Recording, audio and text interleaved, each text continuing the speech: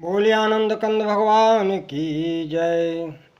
श्री गणपत गणेश भगवान की जय। श्री गुरुदेव भगवान की जय। श्री लक्ष्मी मैया की जय।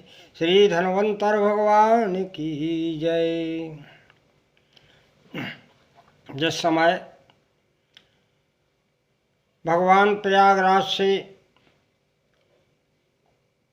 राजापुर के ग्राम से निकट निकलते हैं तो वहाँ पर यमुना जी में स्नान राम जी करते। फिर वहाँ जो ग्राम की नर नारी राम जी को दर्शन करके लाभ उठाती हैं उसका थोड़ा सा वर्णन गोस्वामी जी ने रखा है।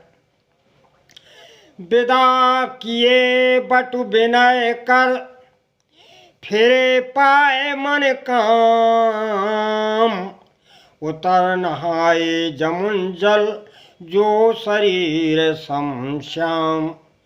जैसा भगवान का स्वरूप है ऐसी यमुना जी का स्वरूप है। तो उस श्यामले यमुना जी के पावन जल में श्री राम जी, लखनलाल जी और सीता जी स्नान किए। इसके बाद जब गांव वालों ने सुना कि महाराज दशरथ के सुपुत्र श्री राम जी इस वन में आए हैं तो उनका दर्शन करने के लिए सभी नर नारी दौड़ पड़े। वो गोस्वामी जी लिखते हैं कि सुनत तीरवासी नर नारी उधाये निज निज काज विसारी। लखन राम सिय सुंदरताई लखन राम सिय सुंदरताई ओ देख कर निज भाग्य बढ़ाई। राम जी के उस दिव्य दर्शनों का लाभ लेकर के ग्राम के वासी, यमुना के तीर के निवासी अपने भाग्य को सराहना करते हैं कि धन्य है हे विधाता हमारे भाग्य में कि जो इन जो है बाकी झांकी का हमें दर्शन का लाभ मिल रहा। अब उनमें कुछ वृद्ध थे तो उन्होंने पहचान लिया क्योंकि लोगों ने कहा कि भाई ये कौन है, कहाँ से आ रहे हैं, कितनी सुंदर इनका जो है स्वरूप है। तो उनमें कुछ वृद्ध थे तो वे बोले हमने सुना है, हम बताते हैं। क्या सुना है? बोले जे तिन में बहु बरद सयाने वो तिन कर जुगती रामे पहचाने। तिन कर जुगती रामे पहचाने। जो उसमें सुजान वृद्ध लोग थे उन्होंने कहा कि भैया ये राम जी हैं, ये महाराज दशरथ जी के सुपुत्र हैं। सारी बात बताई। बोले फिर ऐसे जंगल में इस भेष में यहाँ क्यों आए हैं, क्यों फिर रहे हैं? तब वो वृद्ध लोग कहते हैं, बोले सकल कथा तिन सवहीं सुनाई। सकल कथा तिन सवहीं सुनाई ओ बनई चले पितुआय सुपाई। अरे भाई ये अपने पिता के वचनों को साकार करने के लिए वनवास आए, इन्हें 14 साल का वनवास दिया गया। तो जब ऐसा उन जमुना के तीर निवासियों ने सुना तो बड़ी दुखित हुए वे और सुनी सविषाद सकल पछताई। और रानी राय कीन भल नाही, रानी राय कीन भल नाही। अरे ये रानी ने अच्छा नहीं किया, कैकेयी ने अच्छा नहीं किया जो इस सुकुमार अवस्था को वनवास दे दिया। ये चर्चा चली रही थी क्योंकि वो राजापुर ग्राम का तीर था यमुना जी का। तो तब तक क्योंकि गोस्वामी जी तो जो देखते थे वो लिखते थे रामचरितमानस में, उन्होंने तो कहा था कि जो हम देखा वो लिखेंगे। तो जब राम जी यमुना के तीर पर ये चर्चा चल रही थी तो गोस्वामी जी दर्शन करने के लिए आए और उन्होंने मानस में लिखा है। क्या क्या लिखा है? बोले तही अवसरी के तापस आवा, तही अवसरी के तापस आवा, तेज पुंज लघु बयस सुहावा, तेज पुंज बय लघु सोयस सुहावा, लघु बयस सुहावा।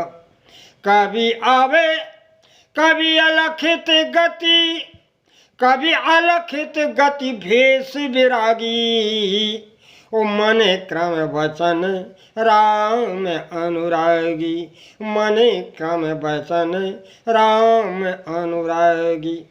एक तपस्वी वेश में आया, जिसका भेष तपस्वी था, जिसके शरीर पर देदीप्यमान तेज जो है झलक रहा था। छोटी कुमारी अवस्था थी, सुंदर बड़ा ही सुहावना स्वरूप था और विरागी का भेष था।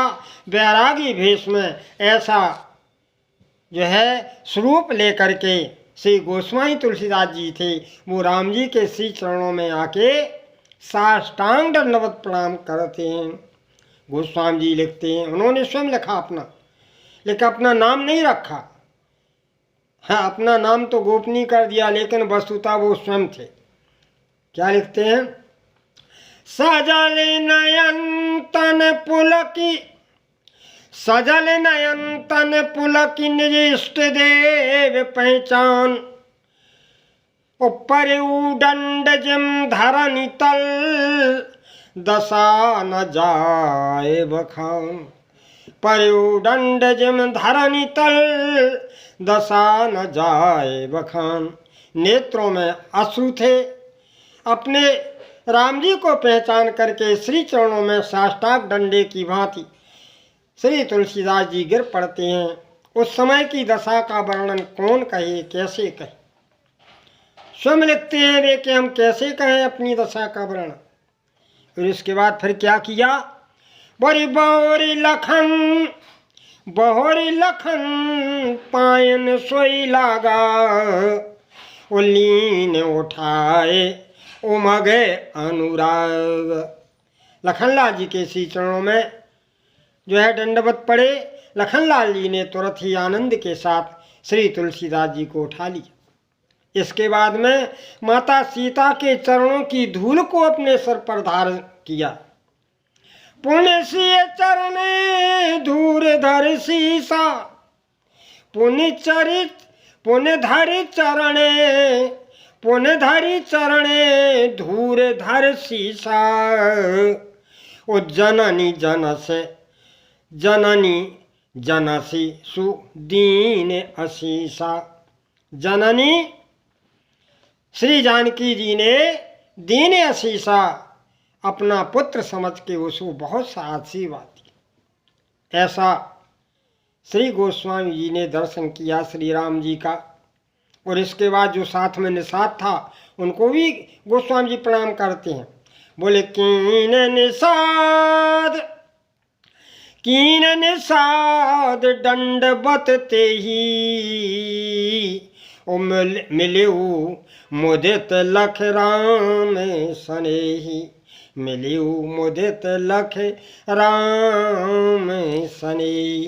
तो श्री गोस्वामी जी का दिव्य जो है चित्रण स्वयं उन्होंने एक तपस्वी के भेष में खींचा है, जिसका जो है ये संक्षिप्त वर्णन है।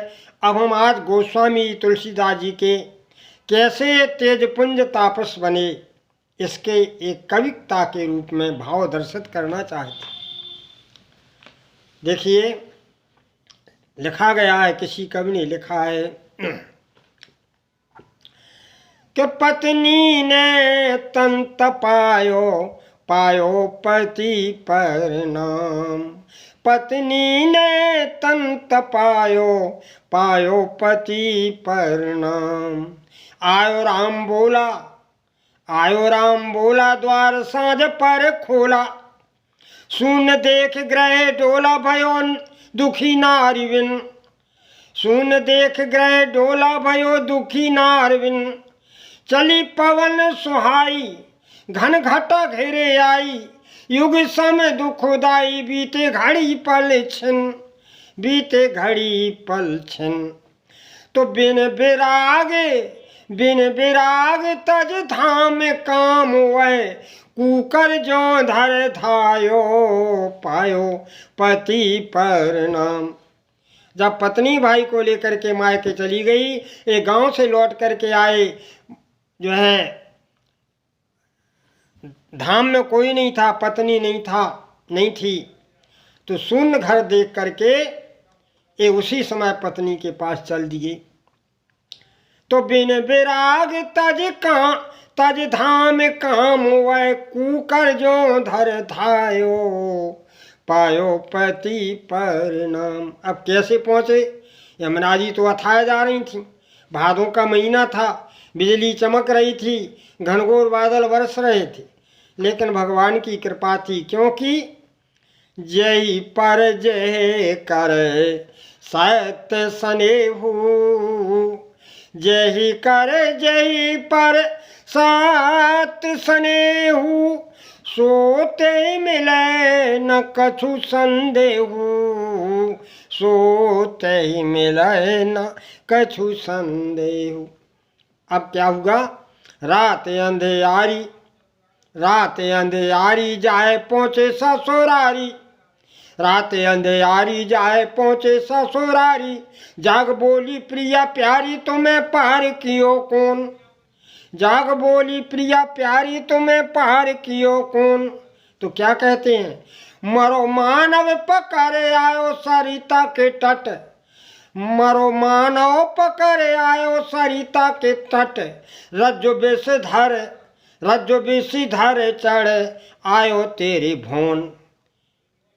ओ धन्य तुम्हारे प्रेम पिया को, धन्य तुम्हारे प्रेम पिया को, कहत ही ओ भर आयो पायो पति परनाम।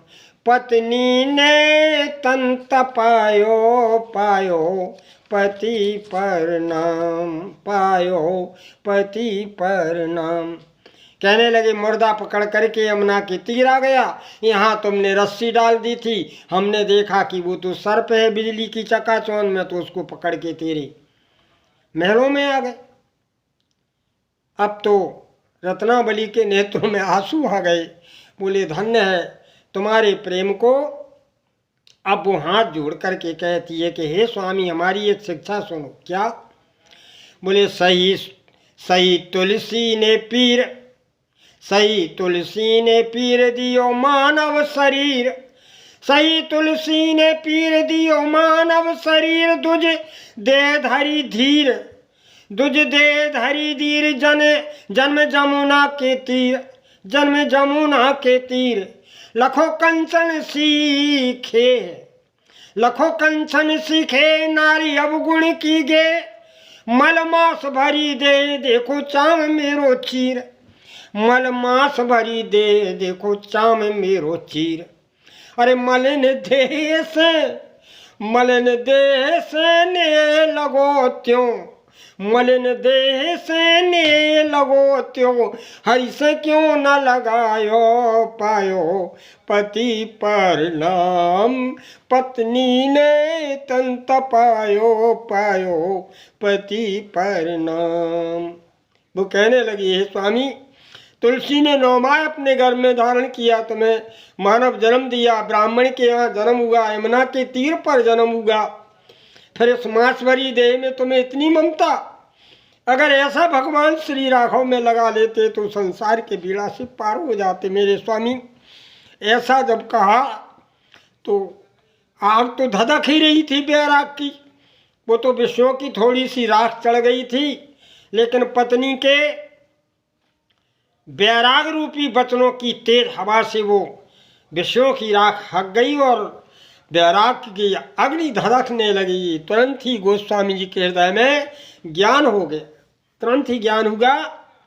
और पायोवती क्लेश तज दीनो वह भेष, पायोवती क्लेश तज दीनो वह भेष, अबला के उपदेश आंखें ही की खुली, अबला के उपदेश आँख ही की खुली। माथ नारी को नवाए, माथ नारी को नवाए, लई लेखनी उठाए, गए राम गुण गाए जय जय रत्नावली। गए राम गुण गाए जय जय रत्नावली। बोले तुमने हुलसी के तुलसी खो, तुमने हुलसी के तुलसी खो, तुलसीदास बनायो पायो पति परनाम। पत्नी ने तन तपायो पायो पति परनाम। इस प्रकार गोस्वामी तुलसीदास जी ने कहा कि हे देवी, आज तुम हमारी धर्म की माता हो, आज के बाद तुम्हारी सेज पर नहीं आएंगे। और ऐसा कहते हुए लेखनी उठा करके भगवान के पावन चरित्रों को लिखने का मन में संकल्प ले करके और निकल आए। ये श्री गोस्वामी तुलसीदास जी की पावन कथा है, जिन्होंने जब भगवान राजापुर में आए हैं तो गोस्वामी जी ने साक्षात भगवान के दर्शन किए। इसी के साथ वाणी का विराम है। बोले आनंद कंद भगवान की जय।